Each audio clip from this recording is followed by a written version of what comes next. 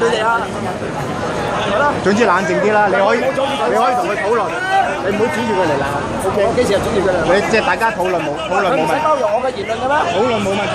啊，佢唔使包容我嘅言論嘅咩？我包容佢言論，佢唔使包容我言論㗎。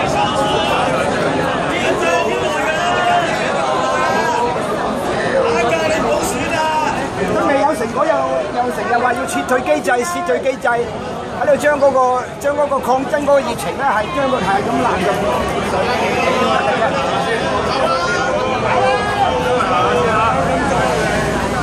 好食啲啊！走啦！光明台話有個撤退機制啊嘛，其實兩個陣地應該係用清楚，其實兩個陣地就應該係自首。